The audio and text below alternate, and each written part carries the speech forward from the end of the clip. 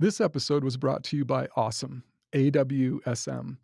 Awesome makes it possible for consumer brands to reward and motivate their customers with equity ownership. People that have even small amounts of ownership in a brand spend twice as much money per year, are loyal 3 times longer, and are twice as likely to refer their friends and family. Learn more at awesome.com, AWSM.com. Welcome to Brand Sweat and Tears. I'm the host, Dave Oldham, and this is going to be one of the sweetest podcast episodes. I have had a few other, we had some cookies on, we had Swig on, so Bennett Maxwell from Dirty Dough, and we had Nicole Tanner from Swig. This is the third, sweet podcast, and I do have a small fan base, 5 to 7 people that love the sugary ones, so those people will love this particular podcast episode. But I am here today with Charity Lee, who is the founder and creator of Spudly Donuts. Probably one of the best donuts I've ever eaten in my life. And I think maybe the first, or maybe I didn't know it, but the first potato dough donut, which is the unique. And so you're gonna tell us all about this. We're gonna get into the science of potato dough donuts, but they're so good. And they're kind of thick and filling, and you've got all these amazing different flavor combinations and with the icings and toppings and stuff. So it's so cool. My team loves them. We're on a monthly subscription, and it's something we look forward to. They're really, really, really good. And they got this cute delivery boy named Rick, who is your father-in-law. Yep. Mr. Spudly. Yeah, Mr. Spudly. He'll probably be like, why did you say he was cute? I don't know. I was just trying to be silly. But no, he's the greatest guy. He is. So friendly. And he brought them, hand-delivered them, and then met the team. And it was super cool. So we just love it. I think my first exposure to Spudly was through Scott Warner, who's the founder of Gig and has invested in a bunch of different things. One of my other favorite things that he's invested in is his cousin Cam's Bam Bam's Barbecue, which is famous here and actually starting to get famous outside of Utah because athletes and celebrities, when they're coming into town, they end up going to Bam Bam's Barbecue. So it's kind of it's a thing, right?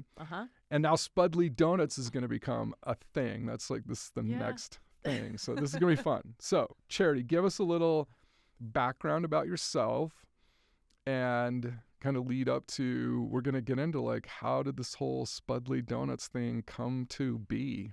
Okay. To start off with, my grandmother, Ora May, Ora May. Ora May. I love those old grandma names. Right? They don't do those anymore. Nobody is named Ora May. Yeah. Nobody. It is the only person, she's the only person on the planet named Ora May. And it fits her. It's just her. She started making donuts, I think, when she was in her 20s. Okay. So Where'd she grow up? She grew up in Delta, Utah, and moved all over Utah and Arizona, and they settled in Overton, Nevada. Overton, Nevada. Okay. Her and my grandfather were teachers, and had 9 children. Wow. And scraped and tried to figure things out, and she started making these donuts in her 20s for a Relief Society something. Wow. And did she make up the recipe? No, actually, she got it from a bakery. Okay.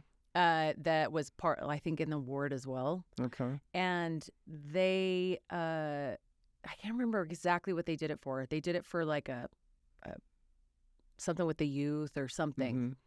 And she took that recipe and kind of adapted it and made it large and grew it into what she did. And she got to do them every Christmas for the whole town. And let me just explain my grandmother. So through the year, she had this mental list, or she wrote it in her journal or whatever, of every single person who gave her some type of service, whether it was someone who pulled her garbages in, someone who helped her bring a box in for the post office, someone who put up her Christmas lights or helped her fix something or brought her groceries in, or any of that. She just knew and remembered every single person. And so when Christmas would roll around, she had her regulars, everybody who got donuts every Christmas, which was a lot of people. And then all of those people. And it didn't matter if you lived an hour away in St. George or if you were, it didn't matter where you were getting donuts from her because she wanted you to understand that you did something great for her and that she remembered.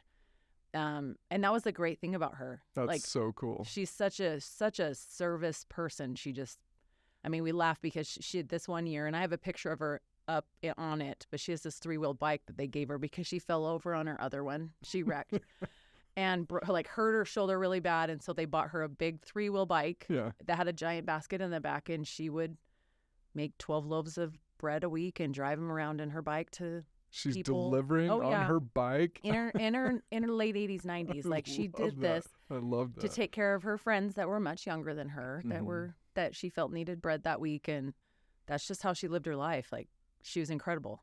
That's so cool. Yeah. Okay, so she's no longer here. No. Okay. She died in 2020. She was almost 92. Okay. 92. Man, that's amazing. Yeah, so that's the brief about how she started.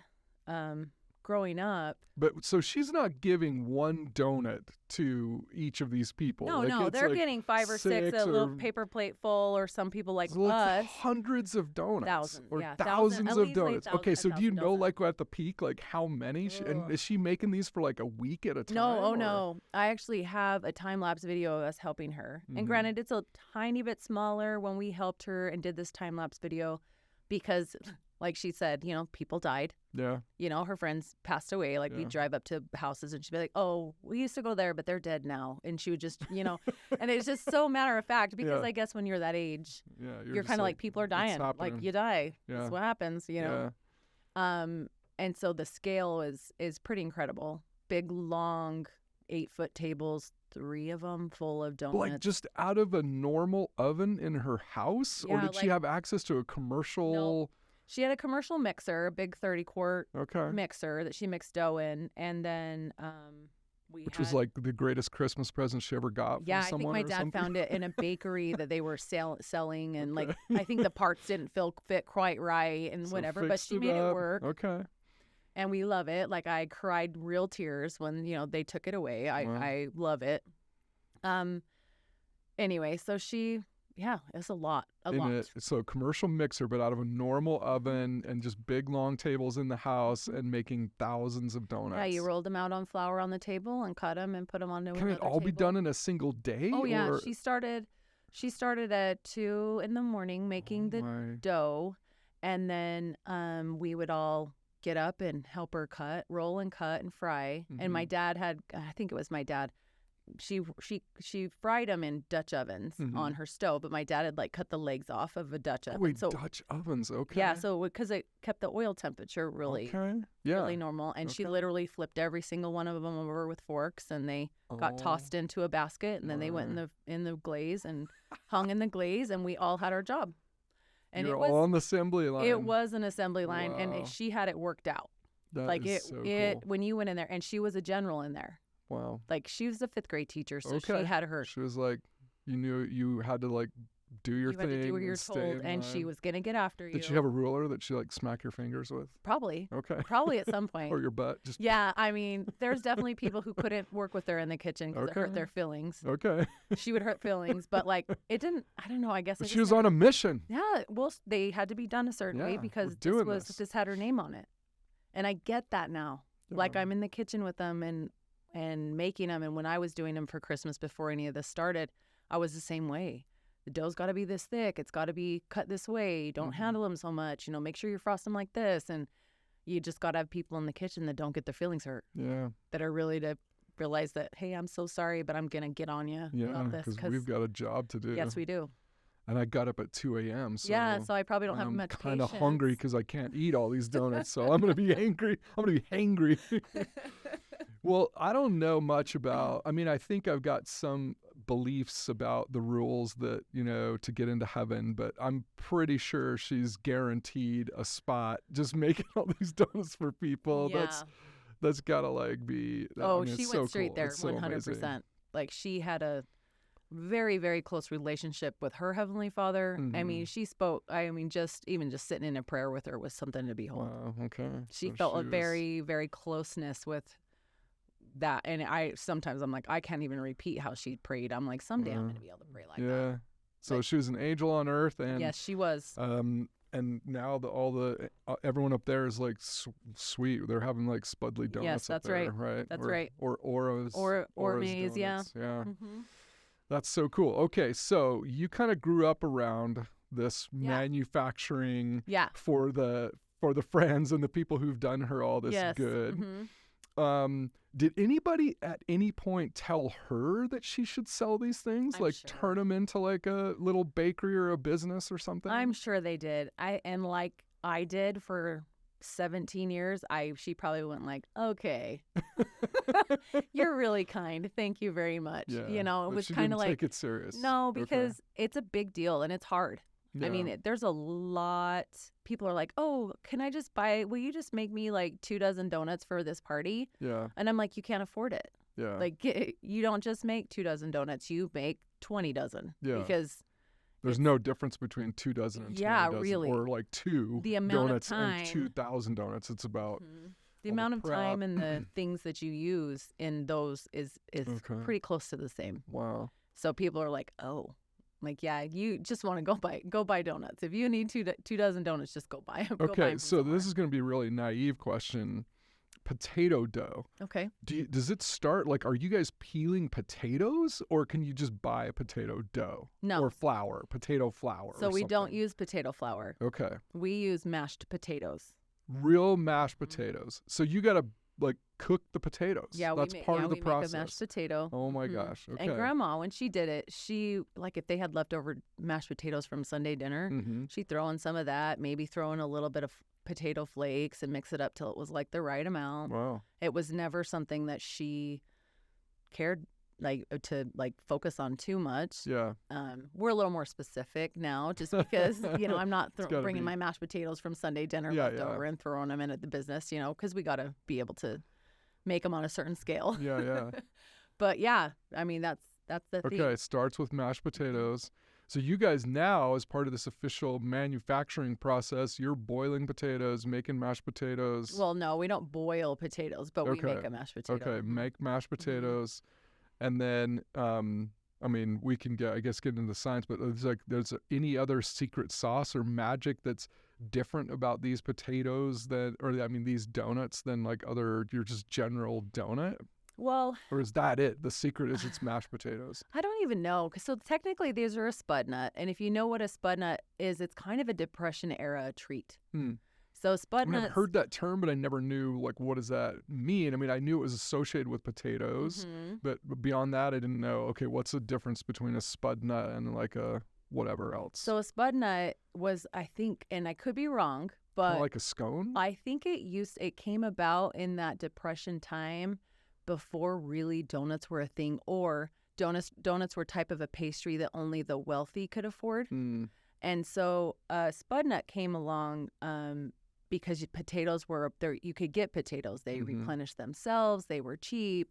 You could grow them. Like you just always had them. And so they used those to make this substantial treat with the small amount of sugar and a small amount of flour and in different ways. Not all spud nuts are made like mine. Some use like a boiled starch water, like they boil potatoes in water and use that water in the dough. Some use a potato flour.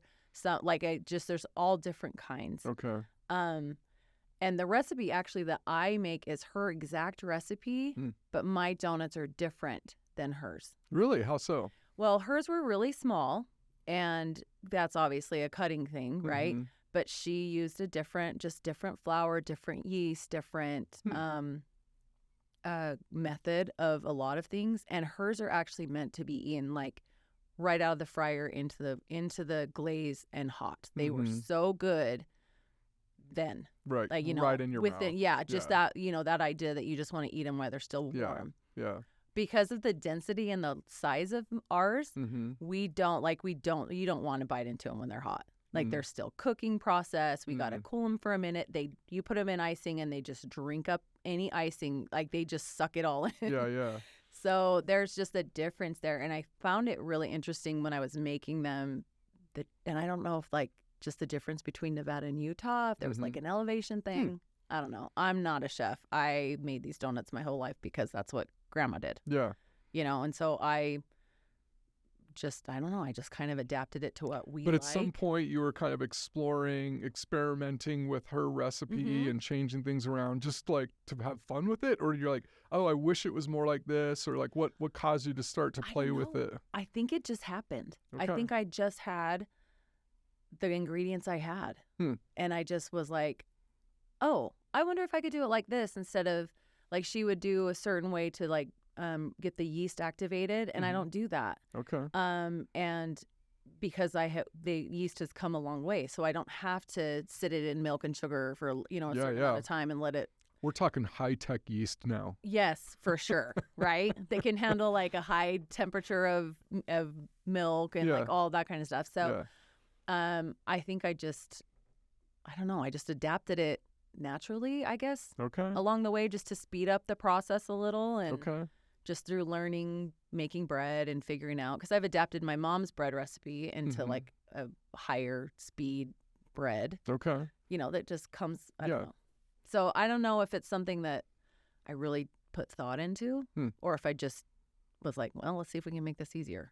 Okay, so you're making these mainly for your family. Yeah. Did you carry on the tradition of like writing down everything that anyone nice had done for you during the year and making donuts for them? I try very hard to remember, especially like, my poor kids' orthodontist or the dentist, and my guys that take care of my car and everything, so they get donuts. Okay, and the family tradition you lives on. You got to think of those people because to say thank you. At that time, especially I feel like at Christmas, you're feeling a little bit more in your feelings about people and trying to be aware of them and, say thank you and all of that. I used to mostly do them. I did them at Christmas. We do a neighborhood thing. My neighbor, she puts together a can drive and does hot chocolate, and then I provide the donuts, and we stand outside with fires, and the neighborhood comes over and. Wait, where does this happen? At my neighbor's house, literally next door. Okay, and where specifically are we doing this? Well, I'm gonna add this to my calendar. You can get invited. It changes every year, so I can't even give you a date. Okay. But anyone's welcome. All right, I want to get on that. Just got to bring that can. Those canned I'll bring foods. some cans. I'll trade corn for donuts every day. Some canned beans. Heck I know, for donuts and 100%. A fire and great conversation. Yes, 100%. That's an easy ticket. Yeah. So we started doing that, but I started doing them for fundraising for my kids' sports because I had volleyball players and football players and basketball players, and sports are expensive. Yeah.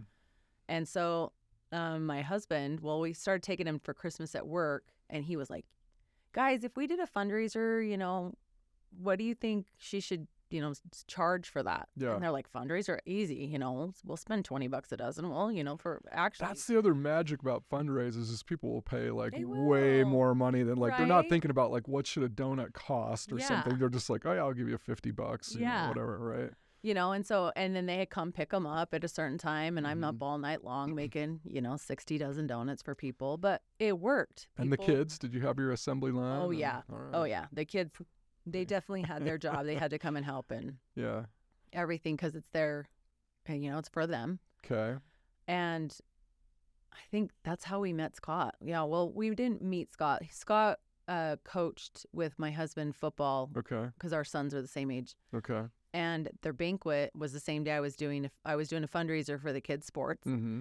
And I was like, oh, their banquet's the same day, so I'll just take some to the banquet. 3 or 4 dozen over there as our contribution. Wait, so as part of the fundraiser, like what was the max? Like how much did you end up having to make like at your peak? So we're talking like 1,000 donuts or more? No, it's probably, I don't know, I think my max was maybe 60 dozen. I don't know what that adds up to. But if you understand, like, my kitchen in my house is probably in some ways as maybe the width of this table and maybe a little, like it's very, very small. Like probably 720 donuts being manufactured on the table like this. It is a big thing. Like you do part of it and then you remove everything and then you set up again for cooking and frosting. And I have 2 Bosches that are like the smaller mixers that I use at the same time. And it is literally starting at 11 o'clock the night before and not being done until 8 o'clock the next day. It's an all-nighter. All night. Oh, my gosh. For 60 dozen. So that's not a lot, but it's enough for a fundraiser and for Christmas and everything. And it was a lot for us. Yeah.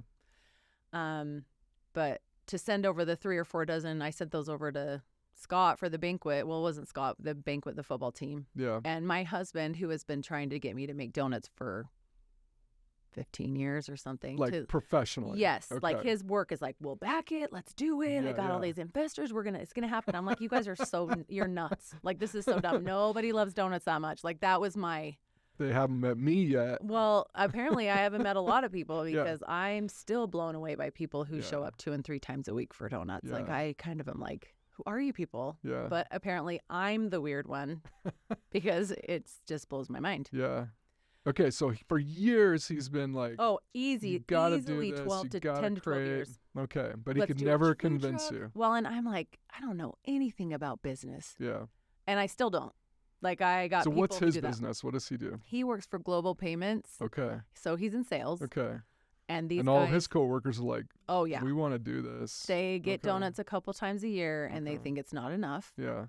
Who now that they have, well, the sales floor signed up for a subscription, so now they get them twice a month. Nice. And because it's my husband's work, they get, if there's leftovers day, Okay. they Then get to be the extras. drop-off. Okay. Nice.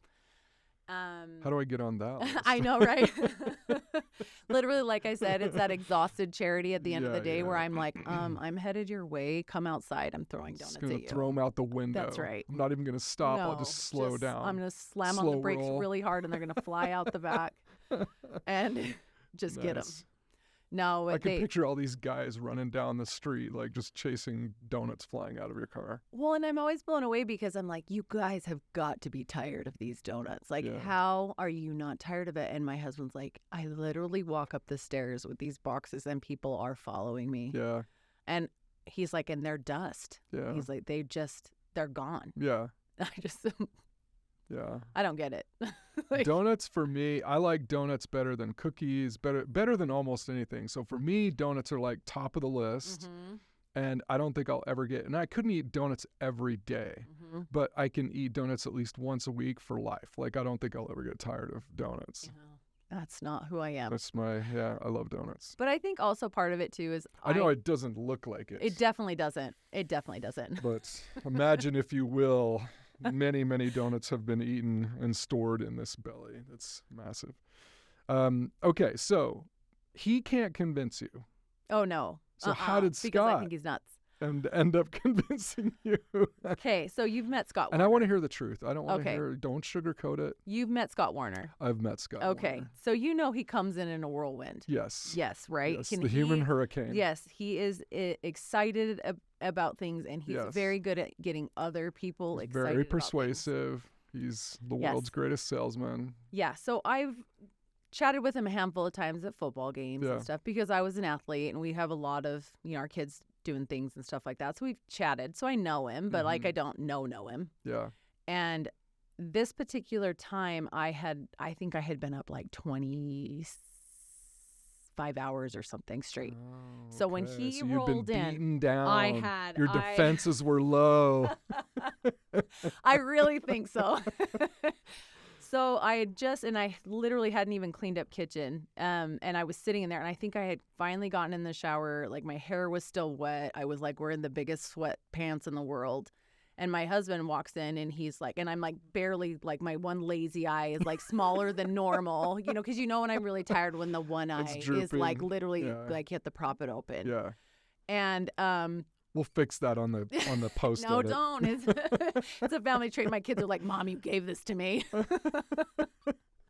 But like, I'm sitting there, and he said, so Scott Warner's going to come over because he wants to talk to us about donuts. And I was like, what? And I looked at him and was like, are you kidding me right now? And he's I'm like, doing the sales pitch. And at that point, I was like, I actually don't even care what I look like. I'm so tired. It doesn't matter what he has to say. Like, whatever. And he comes in, and he was like, we're opening a donut shop. That's it. That was the opening line. And I was like, okay, I've heard this. I've heard this spiel before. Like, people have told me this for years. Yeah. Whatever. Yeah. And he was like, no, my whole life, I've always wanted to open a donut shop. I'm from California. There's no good donuts in Utah. Like, just that whole spiel, right? And he's like, and my daughter has always wanted to open one. And if this is this is the way. We got to do this. We got to do this. He's like, and he said, and this is funny to me. He said, I grabbed that donut and went into my car and was sitting there and I took a bite of it. And he's like, you know that moment in Ratatouille when the little boy, when an ego flashing back takes a to bite all of his childhood memories. And he's like, flashes back. He's like, that was literally me. I took a bite and I was on the beach in California and we had just gotten donuts and and he's like, I just had this moment where I was like, this is it. Yeah. We're doing this. Did he get a tear? I don't know. Oh. I don't know if he cried or not. Yeah. You know, I thought he would at least say he did. I know. If he didn't. Get, you know, the tear where he wrecked his bike and whatever. And I'm just like, this guy's a salesman. I mean, I'm married to a salesman, right? Like, So this guy's a salesman, a marketer. I'm exhausted. You're nuts. Whatever. I don't care. And this is where it gets kind of real. I'm sitting there and I hear a voice and sorry, I'll probably cry, but I hear and it's my grandmother. Charity, you can trust this guy. You can do this. Wow. This is what I want you to do. Let's do this. Okay. And I'm just like, I just got goosebumps. That's pretty cool. Yeah, it wasn't a pretty Ora gave you the stamp of approval. She shoved me forward. And, gave you a kick in the butt. Yeah, she did, and that's my grandma. She loved hard, but when you needed a shove, she gave it to you. Okay.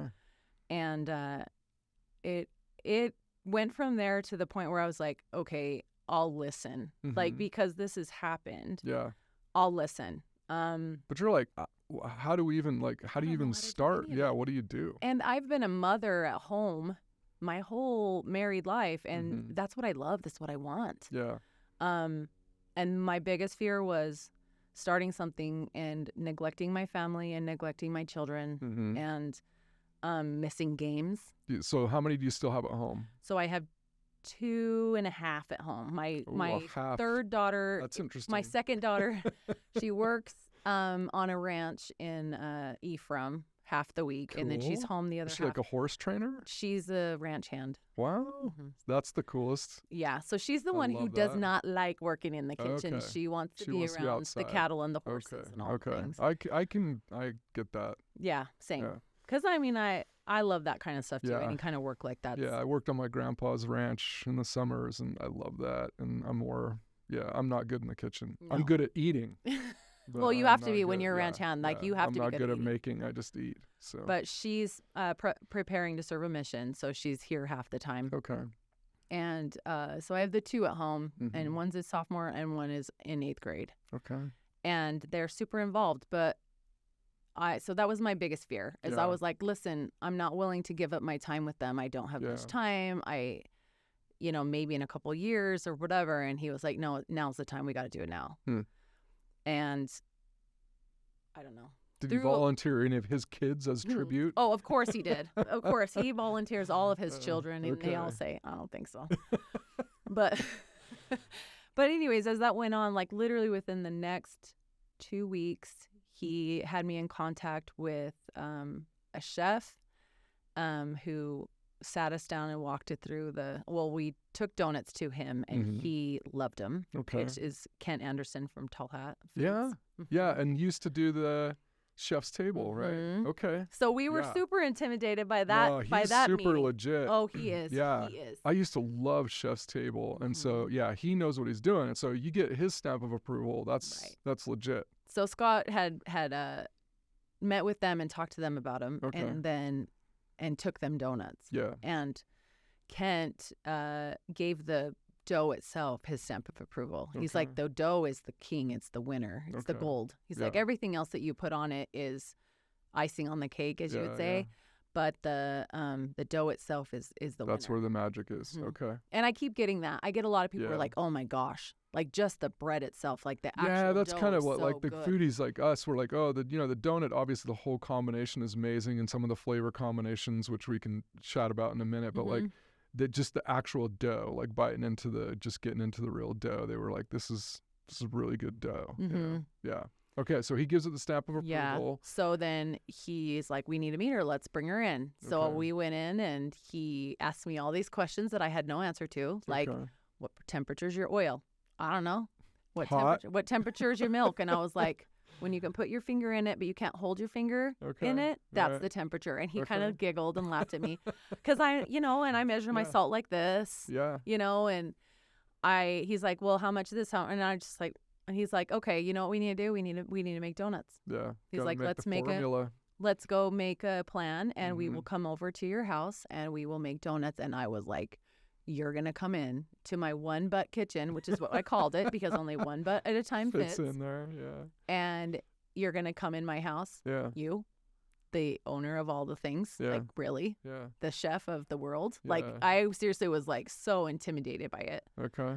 But he did. He came and he stood right next to me in my tiny little kitchen. Wow. And you fit 2 butts in there. We did. We did fit 2 butts and a table full of donuts. That's amazing. And he took all the measurements and all the temperatures, and I learned a ton from him. And his assistant that came in, Olivia, she came in and was so nice, just so kind to me, because they're these, trained chefs and like pastry chefs and all this stuff. And I'm like, I don't know anything. I didn't know that. I just do it because this is what works. Yeah. And we went from there. Just told me this is great, and I learned so many things just from that moment. I mean, he picked up pieces of like the raw dough and pulled it apart and like felt what it felt like, and I'm like, got to get the right consistency. And okay. But since then, it's been helpful when we're trying to scale it to make it larger. It's helped me a ton just from what I learned on that one day. Okay. And this was, it was November of a year ago. So not 2023, but 2022. Mm-hmm. And from that moment on, it was like, hey, let's go. Wow. And now on the business side of stuff, so Kent's getting involved, Scott's getting involved. What combination of that? And you said, I'm not a business person. Yeah. Like, what was your mind doing, and how were you trying to stay on top of, like, and they're probably starting to talk about ownership and equity and like who gets what? Like, how did you navigate all of that? It all came back to that initial prompting that I had that I could trust Scott. Okay. Because Scott was kind of orchestrating, like, hey, I'm going to put some cash into this. I'm going to make some introductions. Mm-hmm. We're going to get Kent involved, and, he's going to want a piece of the pie, a piece of the donut, a piece of the spud. And so he was kind of orchestrating all that, and you put a lot of trust in him. Yeah. So when we originally went in and were actually before we had talked about and he wouldn't dare do anything to cross you because Ora would come back. Oh, she would. And haunt him. Yes. She would curse Gig and curse Scott personally. Yeah. We met Ryan Carden through Tall Hat Foods, and Scott had met and Ryan had worked together for years. Okay. And so actually right now, he's actually my partner, one of our partners too. So it's Scott and Ryan and myself and my husband. Okay. So Kent actually isn't involved right now. Okay. But he kind of got the ball rolling. I think it helped them to really believe that it was something because he cared. Yeah. Like he was like, oh no, this is good. Yeah. Like these are good. And this is what a homemade donut is. Okay. And I think it got them to kind of believe it. Yeah. So that partnership kind of came together in, I think, the following January. And we started... Of 2022? 2023. Oh, 23. Yeah. Okay. And then we didn't open, until October. Okay. Of 23. So we've only been open a handful of months. Okay. So that most of that year, 2023, was like just dialing in the process. Yeah. These are busy men. Yeah. They're full-time owner at Gig and CEO at Tall Hat Foods, and they have families too, and they're busy. They've got a lot of things going on, and so we would try and meet regularly about what headway we were making and what we were wanting to do. And where was the initial kitchen going to be? Was that just your kitchen? Is that where it was going to start? No, we knew we had to find a space, and whether it was a shared space like the ghost kitchen situation, which I'd never heard that term in my life until now. And for a lot of people out there, maybe don't know, but there's like basically almost like an Airbnb of commercial kitchens where a bunch of different companies or brands or food products are sharing kitchen space to manufacture their stuff, which I think is brilliant. For sure. Because hardly any of these, especially early on, you're never using your kitchen 24/7 No. or whatever, right? And so even if it's like a shift that's in the middle of the night, Yep. for fairly cheap, you can get access to like pretty nice equipment because it's all being shared by, 5, 6, 7 different groups, right? Yeah, so that's where 1% Fitness came in. They have a space. They have their own kitchen on one side, and then they have a shared space on the other. And that's where we sell out of now. Like we have a tiny little lobby space that we rent from them, as well as the good portion of the time in the kitchen. Yeah. Mostly everyone else who comes in doesn't need it a ton. They use it a little, but not a lot, not near as much as us. And they're great. It's a great place. The kitchen's clean. They're awesome. Yeah. So are you guys making donuts every single day? Like 6 days a week? 5 days a week. 5 so days Wednesdays a week? Okay. I have to take for my sanity and my But then you're doing Saturdays. Yes. Okay. So we don't do Sunday or Wednesday right now. Okay. That probably will change when we get some new hires. But the for right now Wednesday, I mean, like I slept 12 hours last night. Yeah. Like that, it's pretty exhausting. I think people don't quite recognize what it takes to make this. Yeah, donuts are a big deal. Yeah. People are like, I'm like, this isn't like a dozen cookies. This isn't like making cookies. Yeah. Like you don't overnight any of these things. Like you can't make dough the day before. Yeah. You have to make it that morning. Yeah. And it's a lot. Okay. It's a lot. So then that kind of begs the question, maybe this is jumping ahead a little bit, so we'll come back. But as you guys talked about, okay, we need to make this a business, and Scott's kind of leading the charge on like, we need to do this, let's do this. Obviously, you're thinking about, if Scott's getting involved and getting this passionate about it, it's not just like a little local small thing. It's like he's thinking about how to scale this, how to make this bigger. I'm assuming that you can't ship these things. Can you? Or is that what you're trying to figure out? It's so funny you say that. Or do you have to have lots of local things and it's just all coming from the local things? Pretty much we want a fresh donut. Like we don't want something that's been frozen. But just last week I shipped a dozen donuts to Ohio for somebody who was like, okay, I'm going to pay for overnight shipping. How do you do it? I threw them in the flash freezer and froze them in bags, and I have no idea what state they were when they got there. I mean, the guy was like, I don't actually care. I just need to try the donuts. And I was like, I should have made him take photos of them. Okay, so then if they're flash frozen, then how do you prep them on the other end? Just throw them in the oven for a certain amount of time? No, he just let we have a handful of customers that come in and buy 2 and 3 dozen at a time, and they'll put them in bags and freeze them. Really? Yeah, because our flavors change and they fall in love with the flavors. So they want the flavors that they can have. But then is it just like thaw them out? Like, how so do you prep them? she said you have to freeze them while they're fresh. And she goes, when we just pull them out of the bag while they're still frozen and set them on a little plate and let them just like thaw out on the counter. And she's like, I'm telling you, they're as fresh they're as good as the day we bought them. Really? And I'm like, okay, all right. I don't know. Wait, so that kind of begs the question then, if that's the case, well, I guess how long do they have to thaw typically? Like room temperature? I would imagine hours? No, because it's not like meat. It's got air in it. It's not a solid thing. Yeah. I would imagine it doesn't take very long. Okay. I mean, maybe a couple of hours, but like even a couple hours probably is a lot. Well, so that's interesting. If they're as good as they were fresh, then that means that you could have these stores, and Dirty Dough does this, right? They make all the dough into these like hockey pucks, and they freeze the hockey pucks, and then at the store, the nice thing is all they do is they pull them out and put them in the oven and push one button, and then they're ready. You guys don't even have to like cook. It would just be like a thawing process. But that means that you theoretically could ship them, could deliver them. It could be done at scale. Yeah, That's I'm not interesting. sure. It is an interesting concept, and I'm willing to try it. Yeah. But I have this. I don't want to turn into a place that's like, because most of your grocery store donuts are frozen. Yeah. Like they don't make them there. They have been frozen with the frosting, and they set them out the night before, and they thaw on their trays. So that's how they do. Okay. And I think sometimes you can tell. And the quality for me means a lot. Yeah. This is still one of those things that's very connected emotionally for me. And I'm not sure I'm ready to let that go. It would it would have to pass a lot of inspection by me Okay. to be able to say, yes, we'll do So that. as you guys talk about your total world domination plan, and Scott doesn't talk about anything unless there's a everything total is world world domination. domination. Yes. So what has the conversation been? Is it more like maybe we do franchises and then we just have like hundreds of stores everywhere and then they're like it's fresh, the focus is fresh, or is there a shipping and frozen strategy? We talked a little bit about doing a type of like a tall hat foods type thing where we take the actual dough, have it cut and flash frozen, so it's frozen raw, and then that proofing system. So when you're in a store, you would pull frozen donuts out, and then they would thaw and rise and then be fried and frosted in your stores. So then you're not, first of all, relying on people to make the dough, which is very difficult. And if the dough's the secret, that's got to be perfect every single time. Right. Yeah.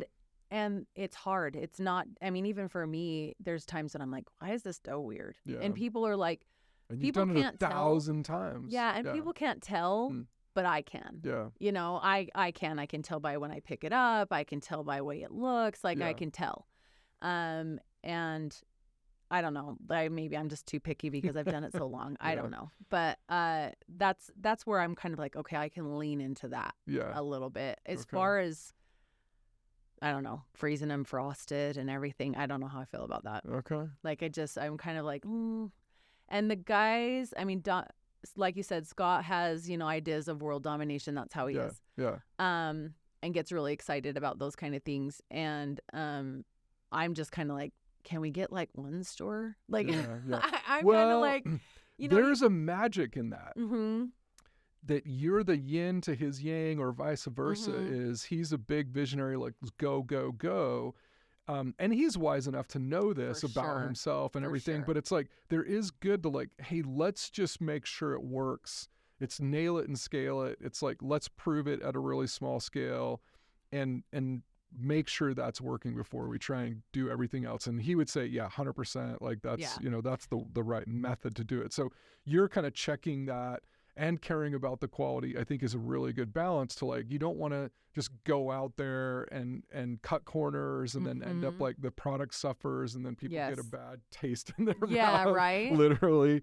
So I think there's this good balance. You guys might balance each other out really well as business partners. It's really the other partners. Like, so Ryan Carden, he was the genius behind the Ghost Kitchen, and let's see if this has legs first. Just let's see if people care. Like, people like them. Let's see what's happening. Because he's the accountant, analytical guy who was side by side with Kent at Chef's Table in Malawi's, and like he did all of these things, and so he just gets that part, and he's our skeptic. Right. He kind of has that side of him where he's like, well, you know, and I love that which because is really good. I can be a dreamer. I'm not a dreamer like Scott, but I can be, but I'm also very logical in that. I'm like, are you sure? Like, I'll question the idea. Like, I still am in disbelief at the way people love donuts. Like that shocks me every day. And to tell you the truth, when I got the most excited, it was when Ryan got excited about it. Like a few weeks in, when we were seeing people return and come back and come back and come back. And businesses are picking us up over and over. And we're getting so busy that we need more equipment and we need more people. Like, okay, it's starting to happen. He's like, okay, it has legs. Here we go. And then now we can start the dreaming part. Now we can start figuring out these systems to grow and be big. And all of that. But I'm still that person who just wants the one spot. I want the one spot. I'm good. And there's nothing wrong with that, really. I mean, everyone, well, not everyone. It's almost a thing of the past, sadly. But like growing up, there was the small town drugstore, or the small town bakery, it was just that one place, and people had special memories and were emotionally attached to it and had their favorite things there. That's not a bad thing. In fact, that's a piece of Americana that, with e-commerce and all this stuff, like, might disappear. That I'm hoping that there's ways that we can retain that, right? Like the Lehigh Bakery, kind of that same concept is like the local kind of thing. So I love that, like, that's your kind of attitude, and like that you want that. There's something cool to that. But this interesting conversation has come up a couple of times in other podcasts I've done, that even though people will tell you face to face and even act enthusiastic about it. Like, I love donuts. Donuts are the best. They're one of my favorites or whatever. I'm like a donut connoisseur. Yeah, the real litmus test is like, okay, will you sign up for a monthly donut subscription? Yeah. And you say you love donuts, but how many times a year do you eat donuts and how many donuts do you eat? Is it like, I love donuts like once a year at Christmas or whatever? Or is it like, no, I'll eat donuts like every single week? I forgot to give a shout out to like my buddy Scott Porter, San Diablo Churros. He was another guest. I guess I have had man, this is revealing to me. Like I have had a lot of sweet treat kind of guests. Oh my gosh, this is surprising me. No, but we've had kind of these really hard conversations about him figuring out his business too, about people say they love churros and they'll stand in line at Disneyland to get churros, and they'll stand in line at the county fair to get churros, and they'll go to like the churro truck. But like, will they buy them every single week and eat them at their house? Like that's another kind of like product market fit conversation.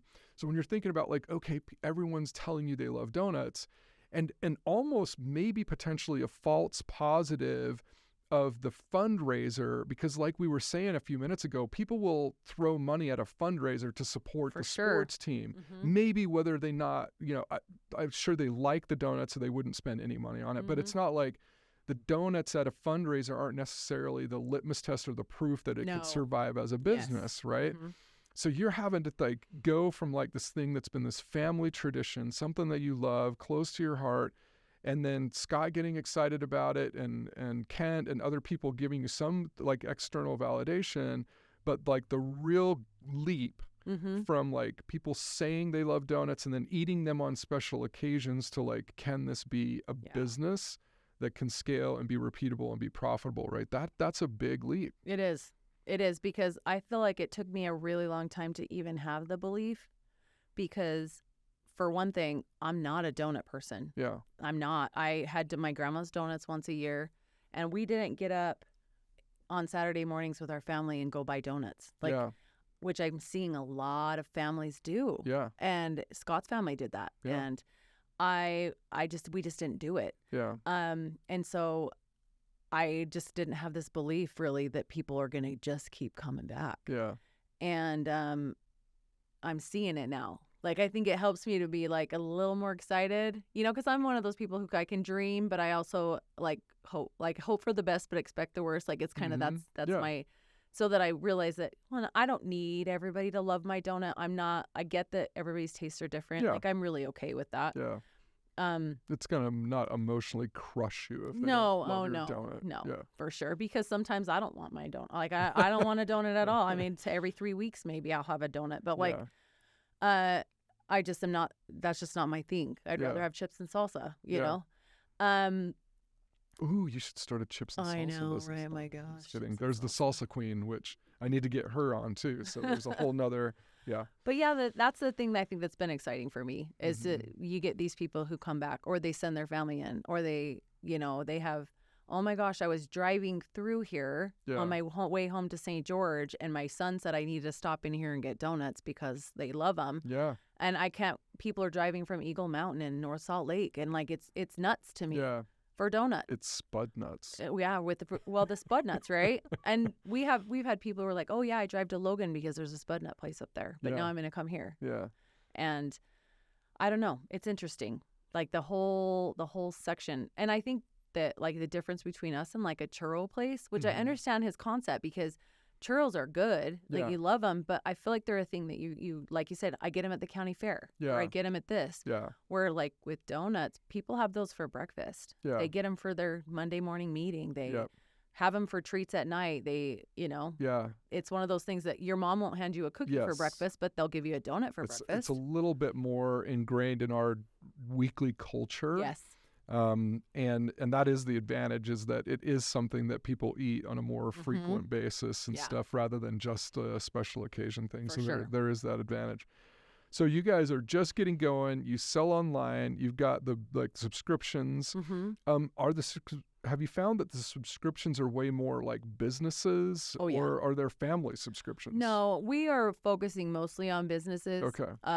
That's the thing, because businesses get treats on a regular basis for their people that work there.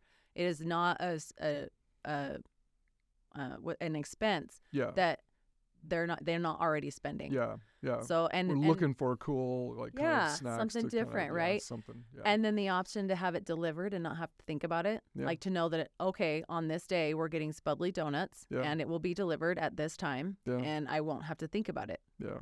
Like that is kind of nice to have somebody take that off your plate and be able to say, okay, well, we're doing this. Yeah. We have anywhere business from like once a month, like you said, once a month, and there a dozen. And then it's like people that are getting 15 dozen every week. Yeah. So it's just. Yeah, we're a relatively small team. For so sure. That's great for us. But like, yeah, I mean, the companies that have like 500 employees or, several hundred employees, it's probably a decent amount of donuts that they would be ordering. Right?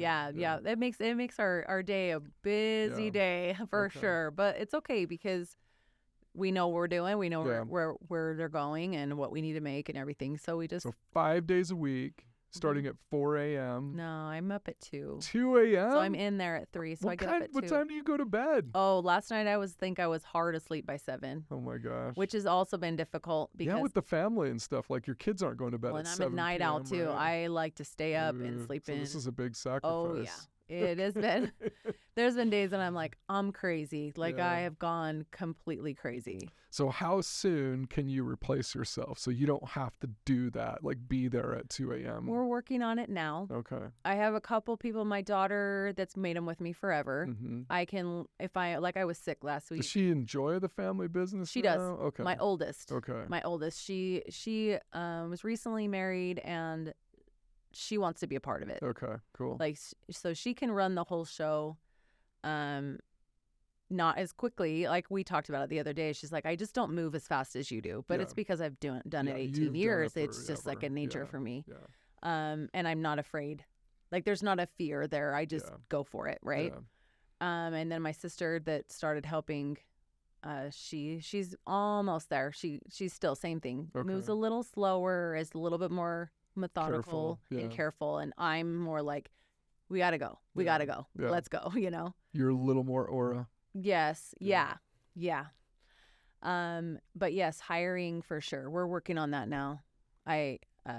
We just barely we met, and that's one of the things that we're like, we got to figure out how to duplicate you so that you can step back and not be so nuts all the time. Yeah. You got to get your sleep. Got to be able to party with your teenagers until late into the evening. I know. I sit there and hear about all the things because, I got to hear about all the things and see what's going on with everybody. Yeah. And I told my daughter, she just had ACL surgery. And I told her, I was like, I think maybe you had that surgery because of me. I'm like, because I think in the heavens knew that I would not be able to continue to do what I'm doing at work and miss basketball games and football games and all of those things that you're doing. I would be angry about that, or I would close. Like I'm like, because they're just top priority for me. I told Scott that from the beginning. I was like, I will never choose this over my family. Like, it will never happen. And if that means we close on a day that we're not usually closed, then we're gonna close. I'm like, because I got to do the family thing. They're first. And they've been so great about it. But yes, the work, it's coming. It's coming. We're trying to duplicate me as fast as possible, but it's not easy.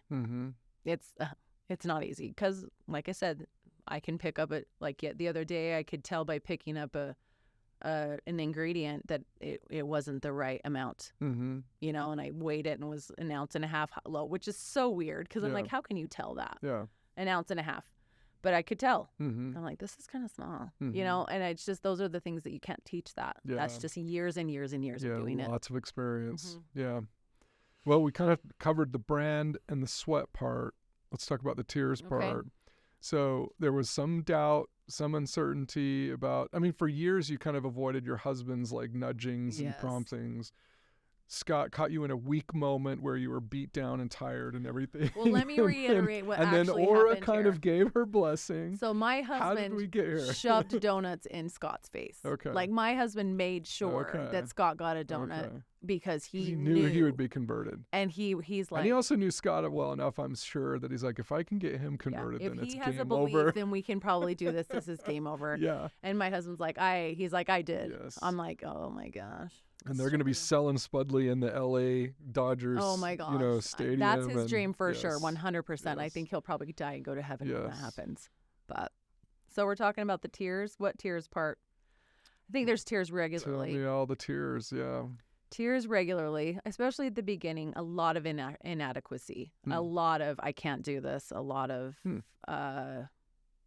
what's the word? Just pure exhaustion.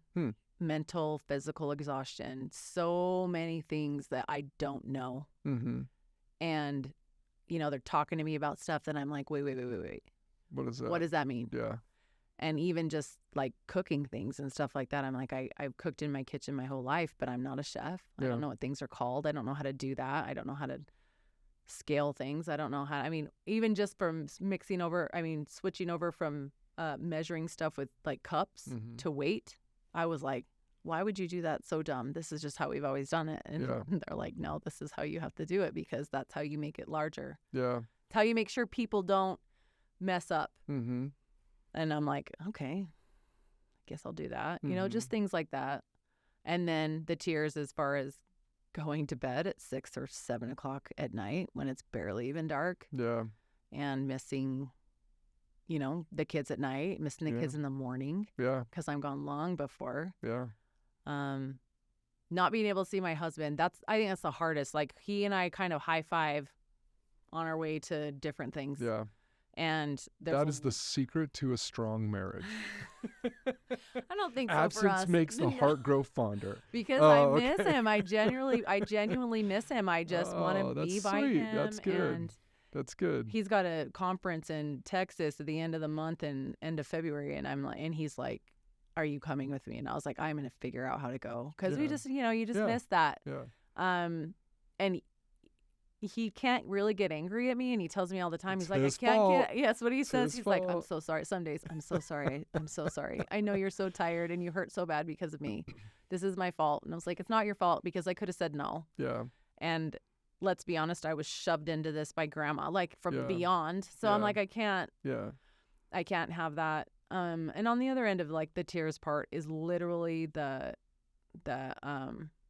inspirations and thing that have come like just throughout the year. Just like when we step back and look at the people that were lined up in front of us when this happened, it just happened at the absolute right time. Yeah. Because obviously for years and years we've talked about this and people have been trying to get us to do that. But it was literally like people were plucked from their space in their life and put right in our path. And it's crazy. Like the whole thing, it just feels so, I don't know what the word is.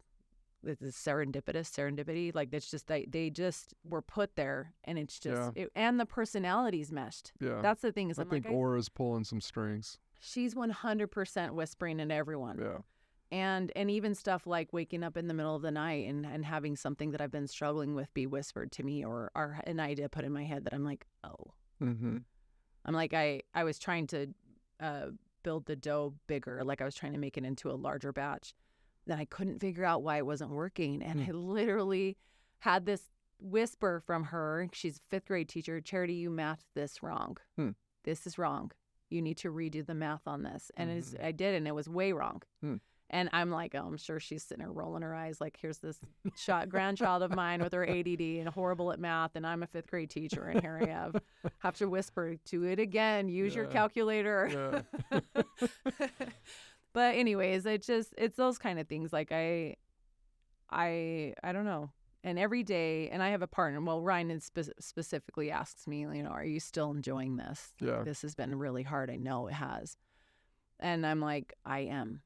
There's days when I'm like, this is really hard today. Like it's really hard today, especially when I was sick and I was still just like, I'm not feeling good, but I got to get people going and I got to you just have to do it. And, but even then it's still every day. So in those moments where you're beat down, tired, exhausted mentally and physically, what keeps you going? How do you recover?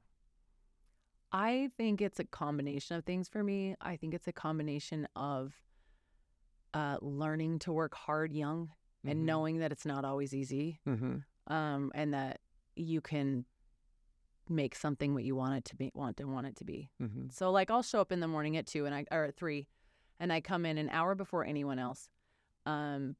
Partially because that hour some days is me calling upon Jesus to like bring the joy and love in my heart because I hate everything in the world. Really, because it's that time, and I just have to have that moment to just center and settle and really get focused on what I need. And sometimes I'm listening to crazy music, and sometimes it's the heaviest metal possible to just kind of get that anger out. And those things. And then honestly, some of the payoff is the biggest payoff for me is customers. Like I love, as exhausting as a day is, when we come in and people bring their kids in and they talk about it, and they have this nostalgic thing that's attached to donuts and want to hear the story of my grandma and want to think that it's so great that, we're working together as a family and all that. That for me is the payoff. I think that's what makes it worth it. Okay. And then dreaming and of building something that will help out my family, just help us to spend more time together and be able to, grow and knowing. I think the biggest thing is knowing that I have grandma's stamp of approval, that she was a part of it from the very beginning, that she's the one who shoved me into it. Because I think there's a part of you that says, am I taking this legacy of hers and turning it into something that's monetary, that you're getting money from? And I don't know how I would feel about that. Yeah. And she's all about it. Oh, yeah. Yes, for 100%. I felt that from the beginning, because she knows that you're going to protect the legacy, protect the brand, protect the. I mean, even though Spudly wasn't the brand, but like by brand, I mean like the essence of what she was doing, the joy that she's bringing into people's lives. The gratitude, saying thank you and making a difference and showing love. It is interesting about our culture that love is conveyed through treats and through these kinds of things. Like it's kind of a very genuine way that we show love and appreciation for each other, and that she knew that you would be a good steward of that brand. Yeah, it was the one thing. So I have 40 first cousins on that side, and small family. Yeah. There are 50 on the other side, so I have a lot of first cousins. Yes. But when you have a grandparent with that many cousins, you don't get a quality time with them. You don't bond with them. Yeah. And when I called her, and I think I had maybe 2 kids, and I said, hey, I'm thinking about making your donuts. What are your tips and tricks? Because I've had a recipe forever, but I've also known that she's got children that don't like to make them because they're too hard and they can't do it and all this stuff. And I'm like, I need to hear your tips and tricks to make this work. And so it started a conversation between the two of us that we talked about donuts every time I saw her. And then it became the thing that she didn't do Christmas, or when Christmas was coming close. Are you coming to help me? Are you coming to help me? Because I made donuts at home. Yeah. I'm now her go-to to help her. And it was the thing that we bonded over. And I am so grateful for that, because my kids then got to get to know her on a different level than even some of my nieces and nephews, because they didn't have that opportunity. Yeah. And there's just so many blessings that came from all of it, knowing her on that level, and seeing her personality and her quirkiness and all of her little, I don't know, her things that she did that you're like, oh man, no wonder people were always like, I'm never going to be in the kitchen with you again. But she just did it because it was funny. And I don't know. And I think the dream for me is that I want to be able to take what we accomplish here and serve others and make it something that, where we sponsor little kids teams and we do fundraising things for people, and we use it as a place for families to meet and be able to come and have treats and watch a game and hang out and have the chaos of high school students at night where they have a hangout. Yeah. Like I already talked about that. I love that. I grew up in that chaos. That chaos is my bread and butter. Yeah. So while it is chaotic and it sometimes gets a little crazy, you just kind of smile and laugh and talk through it, and people enjoy it and love it. And those memories those kids will have for life. For sure. Yeah. Like I remember growing up and going to the Pirates Den after football games, and they had the best burgers and cheese, and maybe they didn't, but I was a kid and they were awesome. It felt like and they had fry sauce and French fries and tater tots, and you'd hang out there, and all the big cool football players were there. And The beautiful cheerleaders were there, and like you just were this kid, and you were like, this is the coolest place on earth. Yeah. And you could hang out there forever. Yeah. Like, and I just was like, that's the dream for me. I want people to feel like it's a spot that they can go to and spend time together and not feel like they're getting rushed out for the next people that are coming in. Yeah. So That's cool. yeah. So that's, I mean, like I said, that's my one spot. That's the one thing I want. If it grows up past that, I'm kind of like, Whatever. Okay. Yeah. Anyway. So yeah. This is amazing. Okay. So where can people find you? Let's talk about the website. Okay. So we're at spudlydonuts.com. Okay. And you can order And online. donuts is spelled Donuts, not the Dough. I know, that's so right? it was so weird. I'm like, dough, and people spell. I'm like, Okay, so never thought about Spudly spelling it like that. Donuts. And on social, do you guys do like Instagram, TikTok, All of it. like all of it? At Okay. Spudly Donuts. That's At us. Spudly Donuts at all the socials. All the socials. Okay. And we love walk-ins. I know we need to get a sign out there that people always walk in because we don't look like a normal donut shop. So throw the address out there. Where are they going? 305 South, 850 East in Lehigh. In Lehigh. Okay. And we're in the 1% Fitness building. Okay. And it's on the west side. West side of the 1% Fitness building. in Right off of Lehigh. Mill Pond Road. So if you're driving down Mill Pond Road, just see our red sign outside. Okay. We love the walk-ins. We're open from 7 to 1, Monday, Tuesday, Thursday, Friday. And 7 a.m., 1 p.m., not 1 a.m. yeah. Okay. Only part of the day. Some of us have been up already. Yeah, since 2 a.m. And then Saturdays are 8 to 12. We're hoping to extend some of those hours, but that's what's happening right now. All right. And all my business buddies, you better be getting on spudlydonuts.com and ordering your subscriptions, right? Yeah. Yep. We loved it. We love it. And you'll get to meet Rick. He's the He's Mr. the Spudly. best. He is the best. He's the cute delivery boy. The cute delivery boy, Rick. All right. Charity, this has been amazing. It's such a cool story. We're huge fans, and I can't wait to see where this goes from here. Thank you so much for having me. It been was great. fun. It was fun.